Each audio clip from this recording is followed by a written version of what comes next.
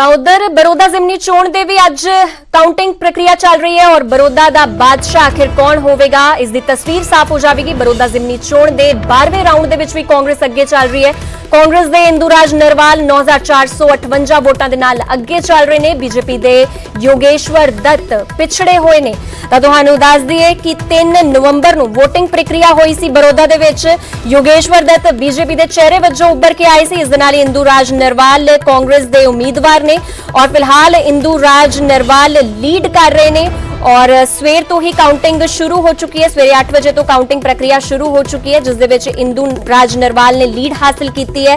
और तुहानूं भी दस दें कि बरोदा कांग्रेस दा गढ़ मन्निया जांदा है और कृष्ण हुड्डा इत्थे 2009 2014 और 2019 दे विच लगातार जितते आए ने। फिलहाल इस मामले ते वधेरे जानकारी वास्ते मेरे सहयोगी सोनीपत तो नितिन अंकल साडे नाल जुड़ चुके ने। नितिन, अगर ग्राउंड रिपोर्ट की बात की जाए तो क्या कुछ तस्वीर इस वक्त साफ हो रही है? जो रुझान है वो यही बता रहे हैं कि इंदूराज नरवाल आगे चल रहे हैं और वैसे भी बरोदा कांग्रेस का गढ़ माना जाता है। जी बिल्कुल, ग्राउंड रिपोर्ट यही कह रही है और शुरुआत से भी यही अंदाजा लगाया जा रहा था कि कांग्रेस का गढ़ है और कांग्रेस के गढ़ जिस तरह माना जा रहा था उस तरह से कांग्रेस बढ़त भी बनाए हुए है। लगातार 11 राउंड पूरे हो चुके हैं। 12वें राउंड की भी जो नतीजे आ चुके हैं। 12वें राउंड में 93 से 93 वोटों से कांग्रेस आगे है। हालांकि इस राउंड में 928 वोटों की बढ़त जरूर बीजेपी ने बनाई है, लेकिन लगातार राउंड से कांग्रेस का आगे चलना ये साबित कर रहा है कि कांग्रेस जिस तरह से बीजेपी का खाता नहीं खोल पाई थी तो इस बार भी खाता खोलना बहुत मुश्किल है। हालांकि 8 राउंड अभी बचे हुए हैं, अभी कुछ निर्णायक फैसला नहीं ले जा सकता, लेकिन शुरू पहले राउंड से 12वें राउंड तक लगातार कांग्रेस के इंदूराज नरवाल ही बढ़त बनाए हुए हैं।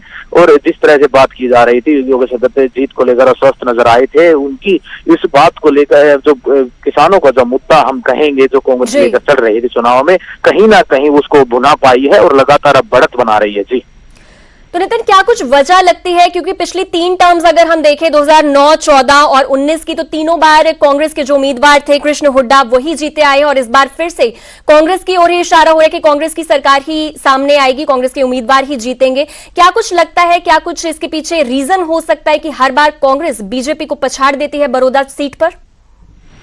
जी बिल्कुल, शुरुआत से ही अगर बात कर ली जाए, जब शुरुआत की अगर बात करें हम, इससे पहले इनेलो के भी यहाँ से उम्मीदवार जीतते थे, लेकिन उसके बाद 3 टर्म से लगातार श्री कृष्ण हुड्डा जिनके निधन के बाद ये उपचुनाव हो रहा है, तो कहीं ना कहीं इस बार जो हालात बदल सकते थे, कहीं ना कहीं जो योगेश्वर दत्त हैं वो हावी पड़ सकते थे। शुरुआत में क्योंकि कपूर नरवाल एक मजबूत दावेदार थे, लेकिन कपूर नरवाल को जो हालात को समझते हुए भूपेंद्र सिंह हुड्डा और दीपेंद्र सिंह हुड्डा ने उनको मनाने में कामयाब रहे और उनको मनाने के बाद जो कांग्रेस पार्टी शुरुआत से ही जो पलड़ा भारी उनका हो गया था, क्योंकि कपूर नरवाल एक बहुत बड़ा चेहरा बड़ौदा में था, जिसके बाद उन्होंने इंदूराज नरवाल के समर्थन में वोट मांगी। और उसको देखते हुए जब उनके जो चुनाव है, अगर पिछले 3 टर्म की बात कर ली जाए, जो जिस समय पे भूपेंद्र सिंह हुड्डा सीएम थे, उस समय से जो बड़ौदा की जो जनता है भूपेंद्र सिंह हुड्डा के चहते मानते थे कि दीपेंद्र सिंह हुड्डा उनके लिए बहुत चहते हैं और इसी कारण को गढ़ कहा जाता है वो बड़ौदा को, क्योंकि उनके रोहतक के बहुत नजदीक पड़ता है। उसके साथ ही जो भूपेंद्र सिंह हुड्डा जो दीपेंद्र सिंह हुड्डा है